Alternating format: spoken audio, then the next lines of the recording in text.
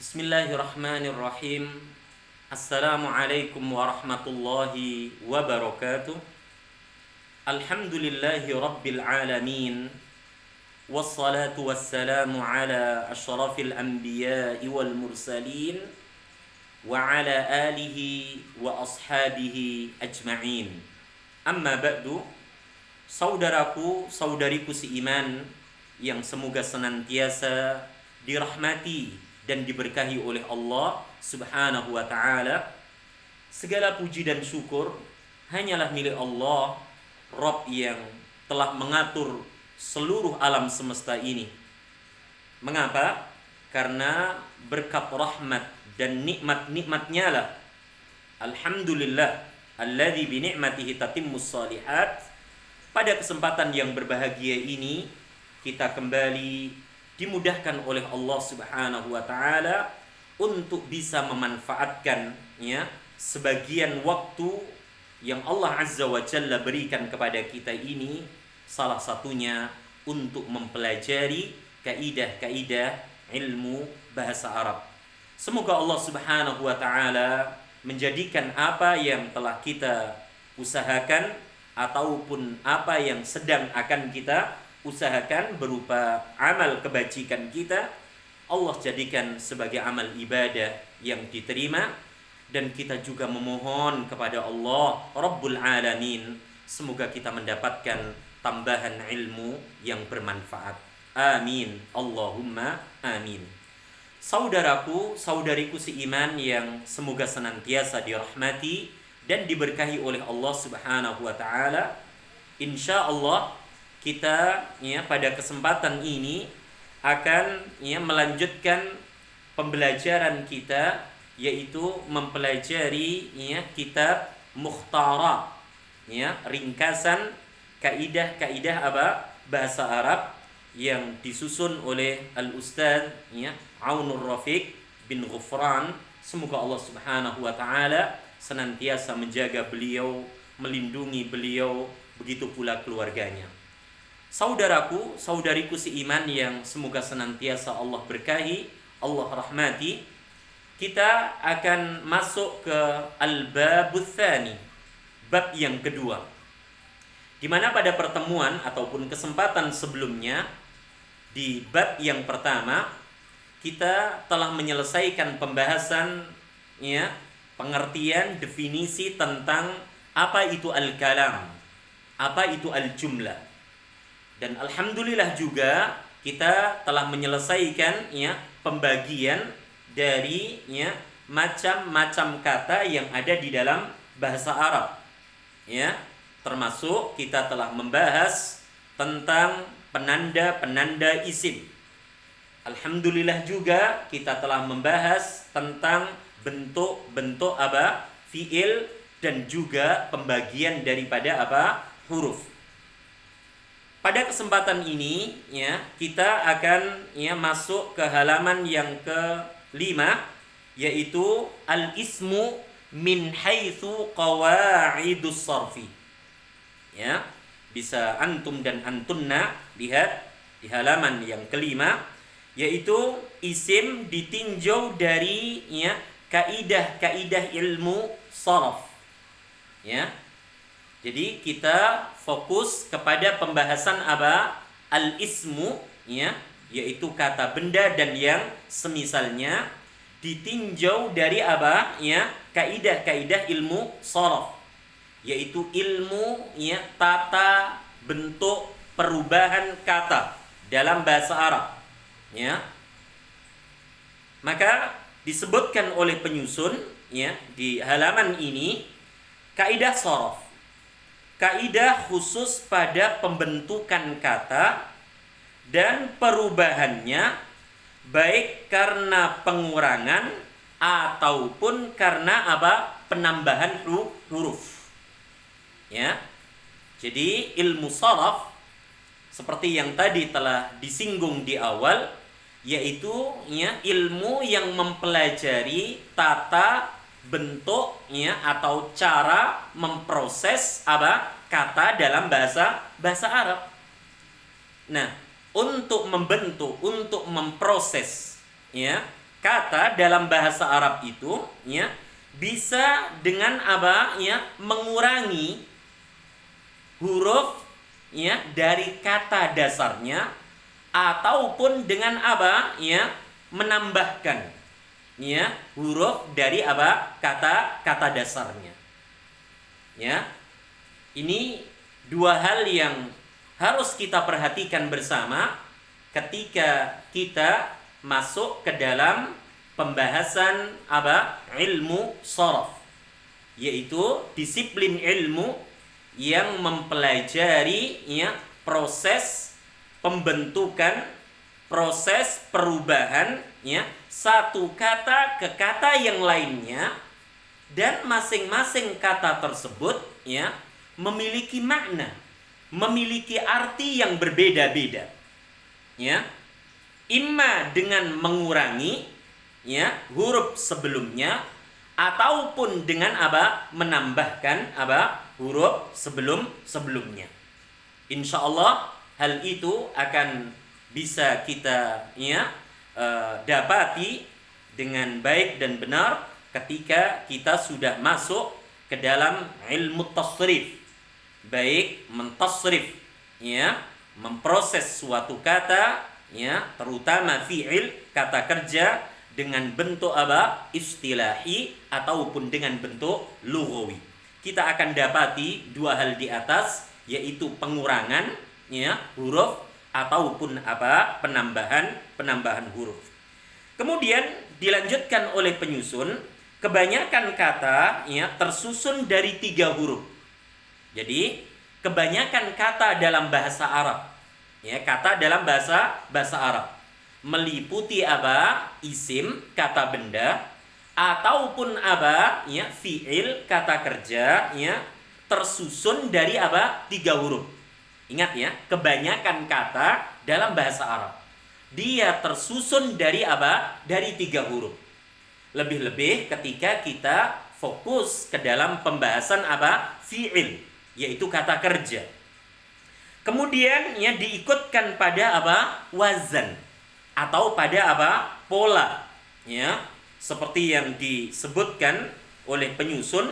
Di sana ada ya fiil kata kerja jalasa, kemudian di sana ada syariba, di sana ada karuma, di sana ada daqqa, di sana ada farra ya.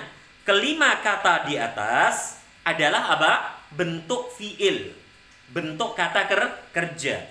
Jalasa artinya telah duduk, ya. Syariba artinya telah minum, ya. Karuma artinya telah apa? Memuliakan, ya kan?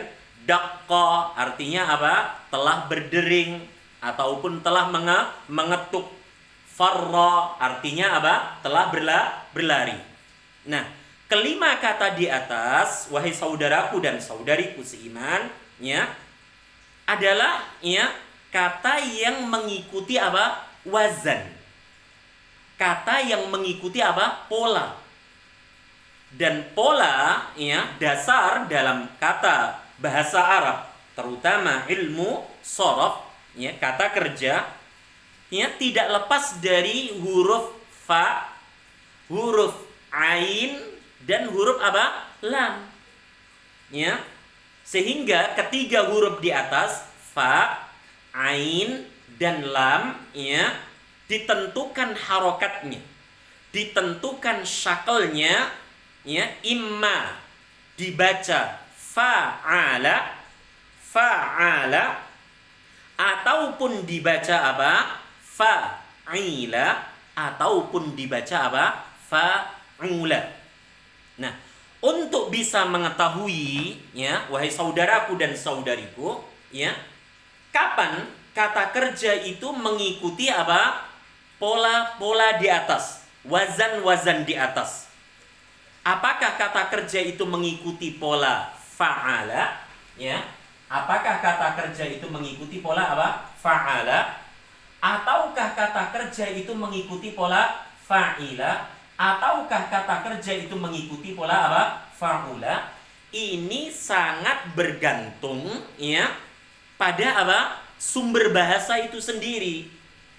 Ya, bagi kita orang yang tinggal, ya kan, tidak di apa? Tanah Arab, ya, tidak menggunakan apa? Bahasa Arab di dalam keseharian kita, maka untuk bisa menentukan kata kerja itu mengikuti pola yang pertama kah, yang kedua kah, ataupun yang ketiga, kita harus mengembalikannya kepada apa? Ya, kamus. Kita harus mengembalikannya kepada apa? Kamus. Atau kalau kita apa? Sempat bertanya kepada orang yang mengerti tentang apa? Bahasa Arab dengan baik dan benar, ya, maka di sana kita akan apa? Mengetahui jawabannya. Ya. Jadi sekali lagi seperti yang dicontohkan oleh apa? Penyusun, ya. Kata apa? Jalasa. Kata jalasa ini mengikuti pola apa? Fa'ala. Kemudian kata apa? Na'am, ya. Syariba ini mengikuti pola apa? Fa'ila. Kemudian yang berikutnya kata karuma di sini mengikuti apa? Pola fa'ula. Ya. Mengapa ya fi'il-fi'il yang semisal, bentuk-bentuk kata kerja yang semisal itu, ya kan, kembalikan kepada salah satu dari apa? 3 pola ini. Karena ya ini adalah ya pola kata kerja dasar dalam bahasa Arab.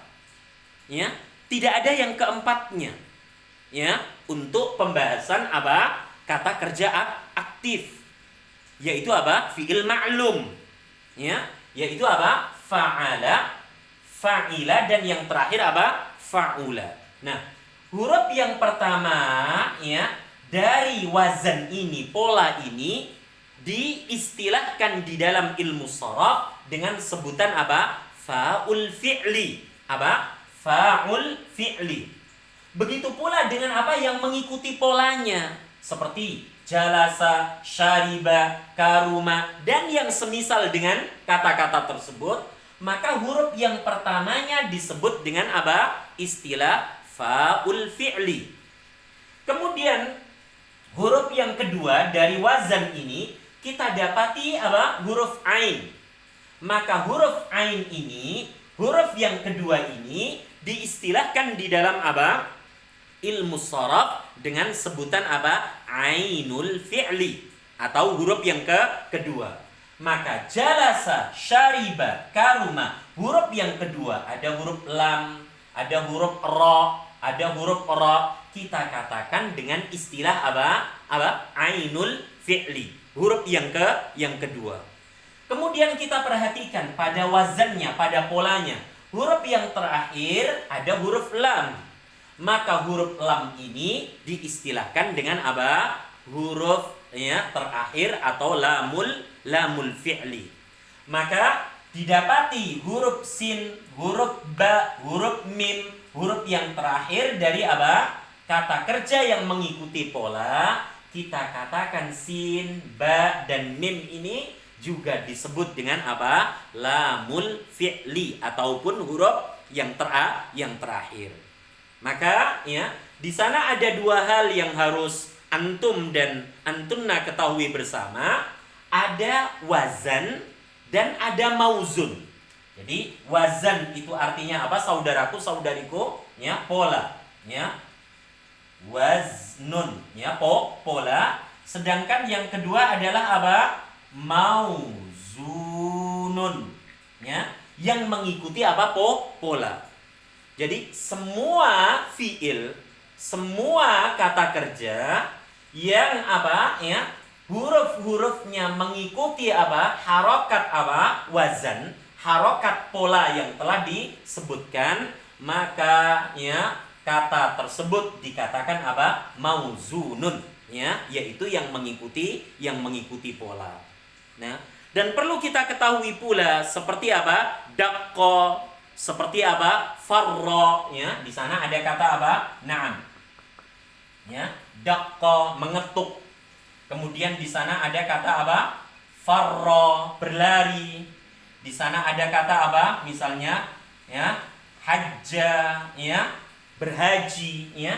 Meskipun ya kita dapati seolah-olah di sini apa? Ada dua huruf daqqa, ada dua huruf farra, hajja, ada dua huruf, tapi sesungguhnya ya secara asal kata tersebut adalah apa? Ya, daqqa, farara, hajaja, ya kan? Maka daqqa, farra, hajja ya mengikuti apa? Pola fa'ala. Mengapa? Karena adanya persamaan harokat huruf yang pertama, harokat huruf yang kedua, dan juga harokat huruf yang ketiganya. Daqqa asalnya apa tadi? Daqqa. Daqqa. Farra asalnya apa? Farara. Hajja asalnya apa? Hajaja. Berhubung di sana ya dipertemukannya dua huruf yang sama dengan harokat yang sama, maka digantikanlah salah satu hurufnya dengan apa? Ya, tanda tasydid. Jadi daqqa menjadi apa? Daqqa. Farara menjadi apa? Farra. Hajaja menjadi apa? Hajja. Sama dengan apa? Jalasa mengikuti pola apa? Fa'ala. Jadi pesan yang ingin saya sampaikan dengan menyebutkan istilah wazan, pola, mauzun yang mengikuti pola, bahwa asal kata ya dalam bahasa Arab, wabil khusus kata kerja ya tidak apa kurang dari apa? 3 huruf. Ya. Jadi asal kata fiil, kata kerja dalam bahasa Arab ataupun kata benda dalam bahasa Arab secara asal itu adalah apa? Terdiri dari tiga huruf. Nah, dari 3 huruf itulah saudaraku dan saudariku diproses, dibentuk, ya kan, dirubah, ya, sehingga apa? Memiliki ya bentuk yang berbeda-beda dan makna yang berbeda-beda. Nah, itulah ya sekelumit tentang ya pembahasan ilmu syaraf. Jadi ada pola dan ada kata yang mengikuti apa? Pola. Dan istilah wazan dan mauzun ini, saudaraku, saudariku, tolong diingat baik-baik, tidak hanya berlaku pada fiil, kata kerja, tapi juga bisa berlaku pada apa? Isim, kata apa? Benda dan yang semisalnya. Jadi saya ulang sekali lagi, pembahasan wazan dan mauzun, pola dan kata yang mengikuti pola, tidak melulu pembahasannya ada pada fiil, kata kerja, tapi bisa pula ya ada dalam pembahasan apa? Isim, yaitu kata benda dan yang semisalnya. Ya, contoh misalnya kata ya maf'ulun, misalnya ya kan? Kata apa? Maf'ulun. Ya, di sana ada kata maf'ulun. Nah, ini ya dikatakan sebagai apa? Wazan. Salah satu contoh mauzunnya adalah kata misalnya na'am, ya. Maghdubun. Ya kan? Na'am, maghrubun. Ya. Kita tahu maghdubun, maghrubun adalah isim. Seperti yang pernah kita pelajari, ya, kata itu dikatakan isim, ya kan? Jika memiliki apa? Salah satu dari penanda isim. Apa salah satunya? Berakhiran dengan tanwin. Maka maghdubun, maghrubun, ya, ini adalah isim. Beda dengan jalasa, syariba, karuma, daqqa, farra, hajja. Nah, ini adalah bentuk-bentuk apa? Fiil. Akan tetapi isim juga memiliki apa? Wazan. Memiliki apa? Pola. Salah satunya maghdubun mengikuti pola apa? Maf'ulun. Maghrubun mengikuti pola apa? Maf'ulun. Perhatikan, harokatnya sama, huruf yang pertamanya juga sama.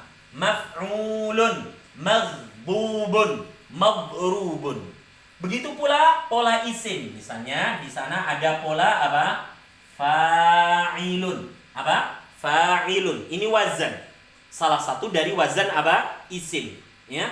Salah satu bentuk mauzunnya, kata yang mengikuti apa? Pola ini adalah misalnya apa? Kata na'am. Sajidun. Na'am. Sajidun. Kemudian apa? Qaimun. Na'am. Qaimun. Ini adalah apa? Ya, bentuk dari bentuk-bentuk isim. Jadi sajidun, seorang laki-laki yang sujud. Qaimun, ya, seorang laki-laki yang berdiri. Ya. Saya geser ya ke sini. Jadi pola isim yang lainnya selain apa tadi? Maf'ulun adalah apa? Fa'ilun. Naam. Ini adalah wazan, wahai saudaraku dan saudariku. Pola. Nah, yang mengikuti pola ini contohnya apa? Naam, sajidun. Contohnya apa? Qaimun. Naam, qaimun. Nah, kedua kata ini sajidun, qaimun. Sajidun seorang laki-laki yang sujud. Qaimun seorang laki-laki yang berdiri. Ini adalah isim. Karena didapati di sana penanda apa? Isim. Nah, perlu diingat sajidun dan qaimun ini adalah apa? Kata yang mengikuti pola. Apa polanya? Apa wazannya? Fa'ilun. Perhatikan huruf yang pertama sama-sama dibaca mat, dibaca panjang. Kemudian huruf yang berikutnya sama-sama dibaca kasrah dan seterusnya. Jadi kesimpulan dari penjelasan yang saya tuliskan di papan tulis ini, wahai saudaraku dan saudariku, ketika kita membicarakan wazan dan mauzun, pola dan kata yang mengikuti pola, ingat, tidak melulu membicarakan tentang fiil, tapi juga di sana membicarakan tentang isim. Semoga keterangan ini ya bisa dipahami dengan baik dan benar. Dan perlu diingat bahwa ya sumber kata ya terutama isim ataupun fiil dalam bahasa Arab itu ya sumbernya yaitu apa? Minimal. Apa? Minimal 3 huruf. Minimal berapa? 3 huruf. Dari 3 huruf inilah fa'ala, fa'ila dan fa'ula ya dia mengalami berbagai macam bentuk apa? Perubahan. Salah satu bentuk perubahannya adalah fa'ilun. Salah satu bentuk perubahannya adalah maf'ulun dan bentuk-bentuk apa? Yang lainnya dari kata yang ada di dalam bahasa Arab. Nah, kemudian di pembahasan berikutnya di halaman yang ke-6 ya, bisa antum dan antunna lihat yaitu apa? Kita akan masuk ke bab yang kedua yaitu apa? Al-ismu min haitsu qawaidus sarfi. Isim ditinjau dari kaidah ilmu sharaf. Kita akan memasuki ya pasal yang pertama. Karena ya di bab yang kedua ini penyusun ya menjelaskan, menerangkan ada beberapa apa? Pasal.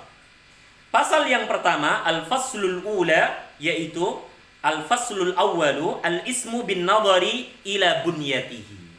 Ini yang akan kita bahas setelah kita apa ya berusaha memahami apa itu wazan, apa itu mauzun ya, apa itu pola dan apa itu kata yang mengikuti apa? Pola, meliputi apa? Isim dan fiil. Pasal yang pertama di bab yang kedua ini adalah al-ismu bin nadhari ila bunyatihi.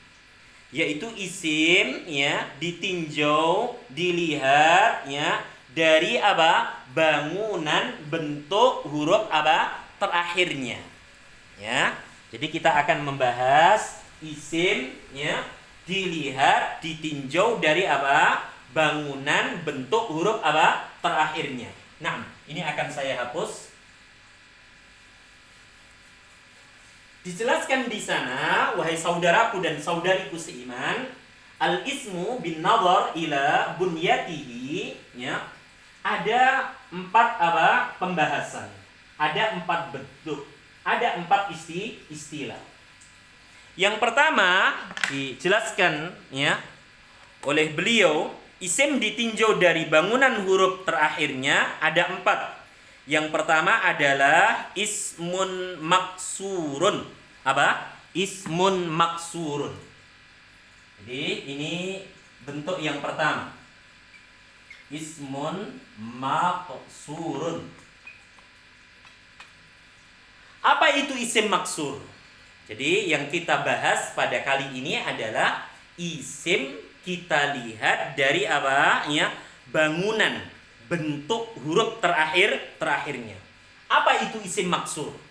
Ini istilah yang harus kita pahami karena ya kita ya dengan latar belakang kita yang berbeda-beda. Nah, kita harus paham apa itu isim maksur. Dijelaskan oleh penyusun, isim yang berakhiran dengan apa? Huruf alif, yang huruf sebelumnya itu berharokat dengan apa? Harokat fathah. Jadi isim maksur adalah ya, isim, kata benda dan yang semisalnya dalam bahasa Arab ya, dan kata tersebut berakhiran dengan apa? Alif. Baik alifnya ya mamdudatan ataupun alifnya itu apa ya maksuratan atau istilah lainnya apa layyinatan. Dan perlu diingat ya, selain dia berakhiran dengan huruf alif dengan model bentuk seperti ini, kata itu dikatakan isim apa maksur bila apa huruf sebelumnya berharokat apa fathah. Ya, bila huruf sebelumnya berharokat apa? Fathah. Jadi ketika ya antum, antunna ya mendapati misalnya kata apa? Ad-dunya. Naam, ad-dunya. Ya, kemudian antum, antunna mendapati kata apa? Al-Mustafa. Al-Mustafa. Dan yang semisal dari dua kata ini, maka dia dikatakan apa? Ismun maksurun. Yaitu isim yang berakhiran dengan huruf apa? Alif. Baik alifnya itu mamdudatan, berbentuk tegak lurus, ataupun alifnya itu apa? Berbentuk apa? Naam, maksuratan, layyinatan, yaitu seperti huruf ya tapi tidak ada titiknya, dan masing-masing kata tersebut huruf sebelumnya berharokat apa? Fathah. Ya, ini penting untuk ya antum dan antunna ketahui akan pengertian definisi dari apa? Isim maksur. Apa tadi? Isim yang berakhiran dengan apa? Alif, ya. Baik mamdudatan ataupun maksuratan atau layyinatan, dan huruf sebelumnya berharokat apa? Fathah. Mengapa hal ini ya sangat penting untuk kita ketahui, yaitu memperhatikan isim ditinjau, dilihat dari apa?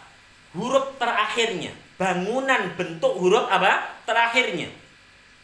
Karena ya jika Allah Subhanahu wa taala mengizinkan kita, memberikan kemudahan kepada kita, kita akan masuk ke dalam pembahasan apa nanti? I'rab. Nah, i'rab. I'rab untuk apa? Isim. Nah, setelah kita memahami maksur, isim apa? Maksur dengan bentuk-bentuknya, maka tidak sulit insyaallah bagi kita untuk menentukan i'rab ya isim tersebut di dalam kalimat, termasuk penanda-penandanya. Ya, oleh karenanya di situ diberikan contoh oleh penyusun. Ya, ada kata al-mustashfa, ada kata al-asa, ada kata al-fata, ada kata apa? Al-huda. Ya, masing-masing kata di atas ad-dunya, ya, dunia yang kita tinggali ini, al-mustashfa, ya kan? Sebuah rumah sakit. Al-Mustafa, ya, kekasih kita Rasul sallallahu alaihi wasallam, yaitu orang yang dipilih. Al-Asa, ya, sebuah tongkat.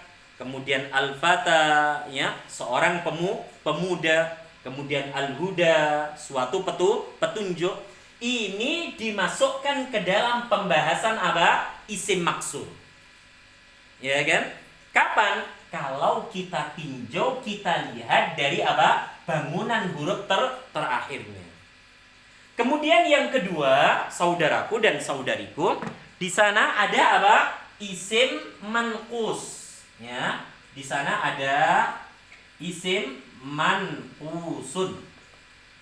Ya, manqusun. Apa itu isim manqus? Ya. Isim manqus adalah, ya, isim yang berakhiran dengan apa? Huruf na'am. Huruf apa? Ya. Huruf apa? Ya.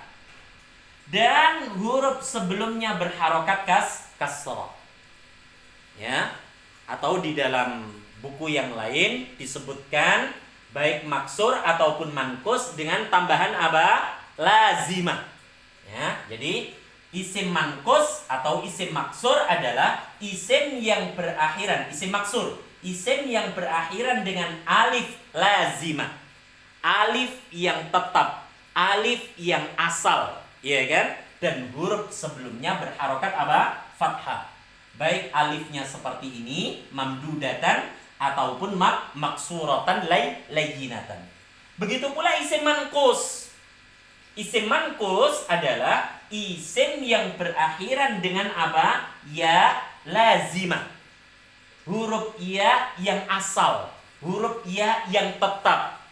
Bukan ya tambahan, tapi apa? Ya yang memang apa? Bawaan dari asal kata tersebut dan huruf sebelumnya berharokat apa? Kasrah. Itulah isim manqus. Nah, istilah-istilah seperti ini harus mulai kita kenali, saudaraku saudariku, ya. Sehingga ketika kita mendapati kata dalam suatu kalimat bahasa Arab, kemudian kata itu memiliki apa? Ciri-ciri yang disebutkan, kita segera, ya, bisa mengatakan, oh itu isim manqus, oh itu isim maksur. Karena apa? Karena kita sudah hafal definisi pengertian dari apa? Masing-masing isim ditinjau dari apa? Bangunan akhir hurufnya. Nah, isim manqus, ya, seperti yang dicontohkan oleh apa? Ya, penyusun misalnya kata, ya, al-murabbi. Al-murabbi.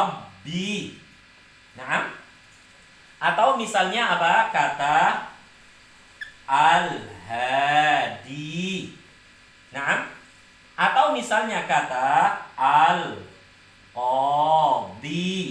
Nah, al-qadhi. Nah, masing-masing kata ini, wahai saudaraku dan saudariku, kita katakan isim dengan penyebutan apa tadi? Manqusun.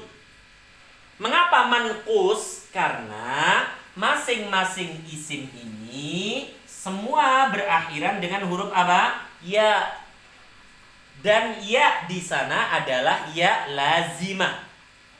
Ya yang apa? Ya, ada dari asalnya, dari asal kata tersebut, bukan tambahan.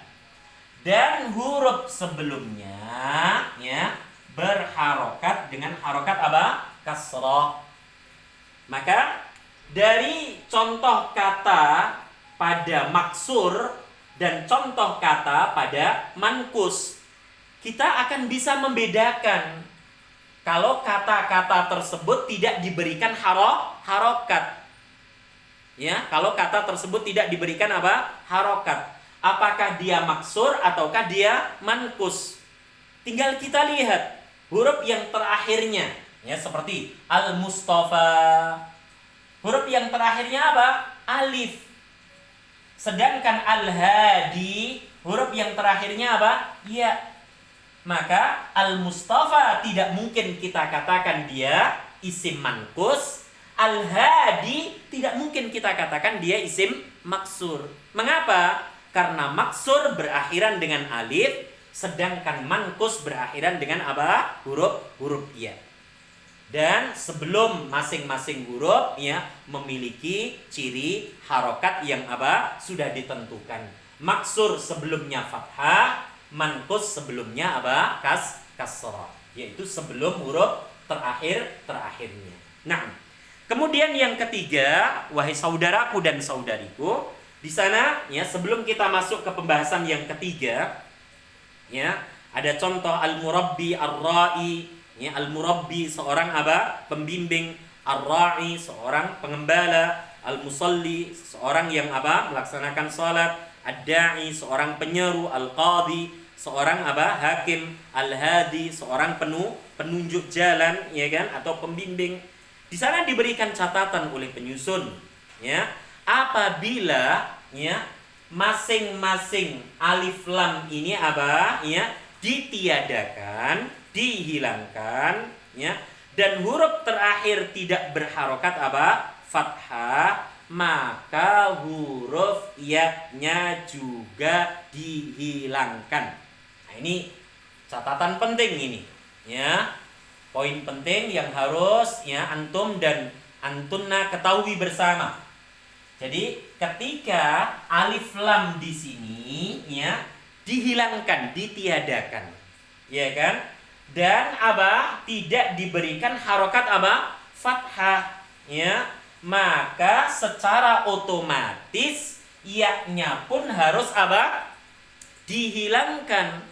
Ya-nya pun harus apa? Ditiadakan, dengan konsekuensi apa? Harokatnya berubah menjadi apa? Kasrotain, ya kan?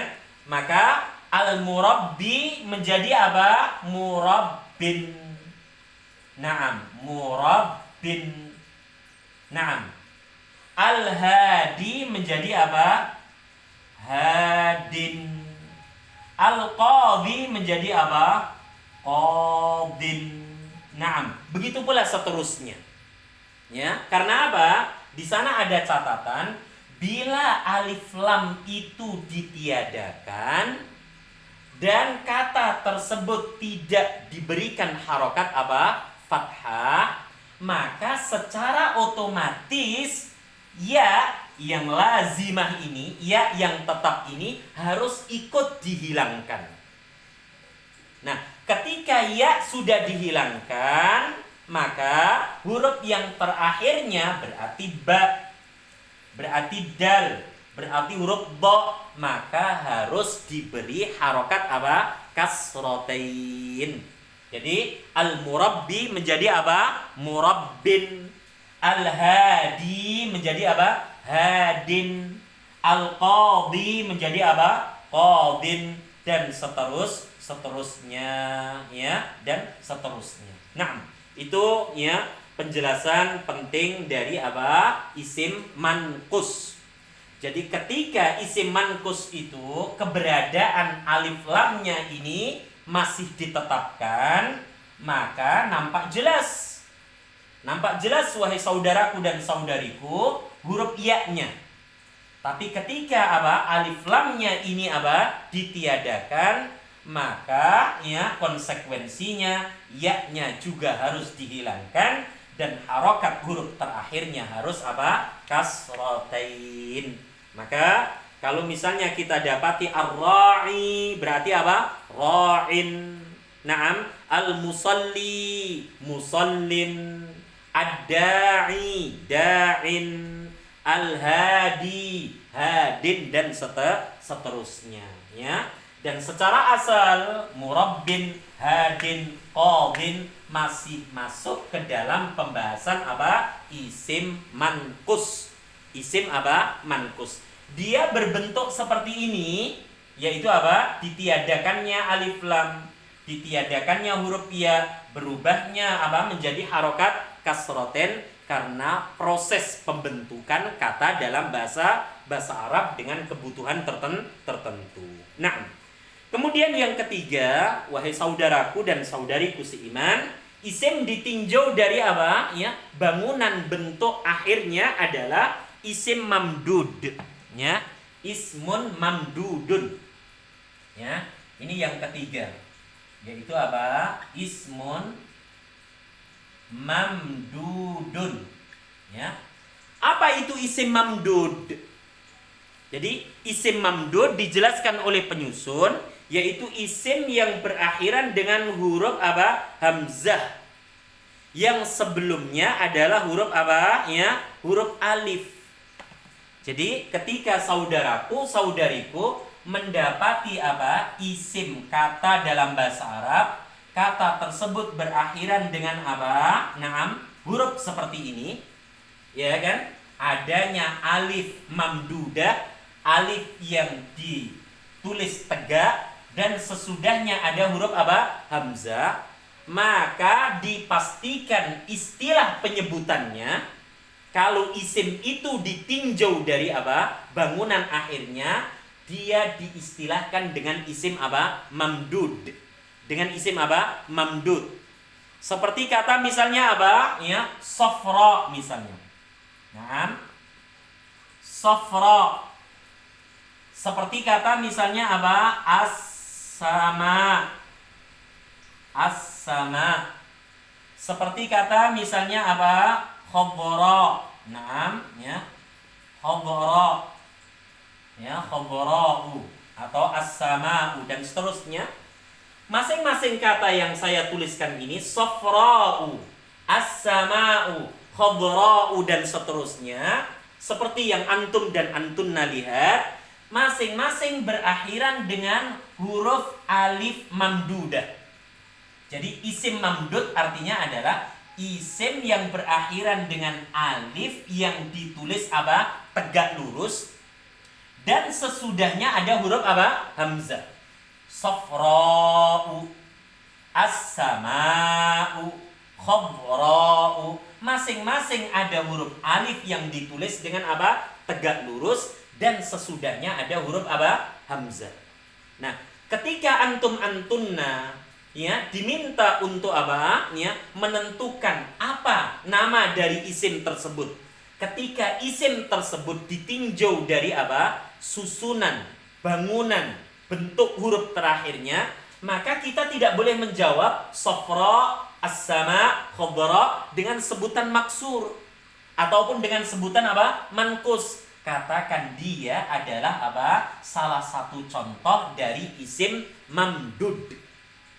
Ya, maka ya ini harus dimengerti. Jadi masing-masing definisi pengertian dari maksur, mankus, mamdud, ya kan? Dan nanti yang terakhir, yang keempat, harus dipahami.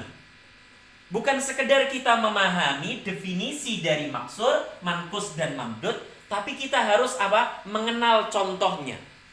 Mengetahui contoh kata dalam bahasa Arab, agar kita bisa cepat apa? Ya kan? Memahami ya, mana maksur, mana mankus, mana apa? Mamdud. Maka disebutkan di sana oleh penyusun seperti kata hamra'u.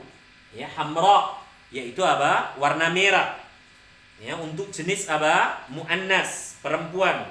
Kemudian sahra, ya kan? Sahra, padang pasir. Kemudian binaun, ya, binaun, bangunan. Samaun, langit. Insya'un, ya, yaitu sesuatu yang muncul ataupun yang tumbuh ataupun yang hadir. Ibtidaun, yaitu apa? Ya, dasar ataupun pemula. Masing-masing apa? 6 kata yang disebutkan oleh penyusun di buku ini semuanya berakhiran dengan apa? Alif yang ditulis tegak lurus dan sesudahnya ada huruf hamzah. Ya kan? Mungkin sebagian ada yang bertanya, ya, mengapa seperti kata hamra tidak diberikan apa? Akhiran tanwin. Ya, insyaallah nanti akan kita bicarakan ya pembahasan apa? Khusus, yaitu apa? Isim-isim yang memang apa? Menolak berakhiran dengan tanwin meskipun tidak berawalan dengan alif lam. Ya kan? Insyaallah ada pembicaraan khusus seperti apa? Sofra'u. Ya kan? Mengapa tidak berakhiran dengan tanwin? Khabara'u. Mengapa tidak berakhiran dengan tanwin? Ya, kalau as-sama'u dia tidak berakhiran dengan tanwin karena jelas berawalan dengan alif lam. Ini ya insyaallah akan dibicarakan, akan dibahas di pertemuan-pertemuan apa berikutnya tentang isim-isim yang masuk ke dalam apa? Ismul ladzi la yansharif. Nah, kemudian yang terakhir, isim ditinjau dari apa? Ya, bunyahnya. Bangunan, bentuk, susunan huruf terakhirnya, yaitu apa? Ismun sahihun. Ya, isim apa? Sahih. Ya, isim sahih. Saya akan hapus ini ya. Jadi yang terakhir, yang keempat, wahai saudaraku dan saudariku, ya, isim ditinjau dari apa? Ya, bangunan akhirnya adalah ismun apa? Naam, sahihun. Apa itu isim sahih? Sahih, ya, seperti yang telah antum dan antunna ketahui, artinya benar, yaitu isim yang tidak diakhiri dengan apa? Ya, tadi alif sebelumnya fathah, ya sebelumnya kasrah, ya alif apa? Mamdudah sesudahnya apa? Ya. Jadi ketika kita mendapati misalnya kata apa? Masjidun. Kata apa? Nah, masjidun. Atau misalnya kata apa? Nah, kitabun. Atau misalnya kata apa? Nah, qalamun. Perhatikan baik-baik. Masjidun, ya, kalau antum lihat huruf terakhirnya bukan apa? Huruf alif mamdudah ataupun alif maksurah yang sebelumnya fathah. Maka masjidun kitabun qalamun tidak boleh kita katakan maksur. Begitu pula masjidun kitabun qalamun, dia tidak berakhiran dengan huruf ya dan sebelumnya kasrah. Maka masjidun kitabun qalamun tidak boleh kita katakan isim manqus. Begitu pula masjidun kitabun qalamun, dia tidak berakhiran dengan alif yang ditulis tegak dan sesudahnya ada huruf hamzah. Maka dia masjidun kitabun qalamun, tidak boleh kita katakan dia isim mamdud. Kita katakan dia adalah apa? Isim sahih. Jadi seluruh isim selain dari apa? Maksur dengan cirinya, manqus dengan cirinya, mamdud dengan penandanya, itu kita masukkan ke dalam apa? Bab pembahasan apa? Isim sahih. Seperti yadun, seperti saburatun, seperti baitun, seperti syajaratun, seperti samakun, seperti toirun, dan semuanya, ya. Jika dia tidak berakhiran apa? Miliknya akhiran maksur, miliknya akhiran manqus, miliknya akhiran mamdud, masukkan dia ke dalam apa? Pembahasan isim sahih. Isim yang apa? Sehat. Sahihun itu artinya apa? Isim yang tidak berakhiran dengan apa? 3 huruf di atas. Di situ disebutkan qalamun, ya, daftarun, ya, buku tulis, saburatun, papan tulis, mimsahatun, ya, penghapus, dan yang semisalnya. Inilah, ya, pembahasan, ya, isim ditinjau dari apa? Ya, bunyatihi, yaitu apa? Bentuk bangunan huruf terakhirnya. Dan semoga antum dan antunna semua Allah Subhanahu wa taala berikan kemudahan untuk bisa memahami penjelasan ini dengan baik dan benar. Amin. Allahumma amin. Wa sallallahu ala nabiyyina Muhammad walhamdulillahi rabbil alamin. Assalamualaikum warahmatullahi wabarakatuh.